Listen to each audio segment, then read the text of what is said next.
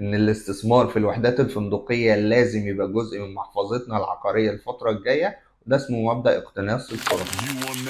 تعرف إن اتنين من أكبر المؤسسات العقارية اللي بتكتب عن السوق العقاري في مصر زي مؤسسة JLL ومؤسسة فيتش بيقولوا إن أحسن استثمار ال5 سنين الجاية في السوق العقاري المصري هو الاستثمار في الوحدات الفندقية. لو جينا ربطنا ده في اتجاه كتير من المطورين للحصول على أسماء فنادق في مشاريعهم في القاهرة والساحل والسخنة، وكمان خطة الدولة المصرية بالوصول في خلال ال5 سنين الجاية ل 30 مليون سائح في السنة، وده معناه زيادة الطلب على الغرف الفندقية والاستثمار فيها. هنعرف نقول بكل صراحة إن الاستثمار في الوحدات الفندقية لازم يبقى جزء من محفظتنا العقارية الفترة الجاية، وده اسمه مبدأ اقتناص الفرص.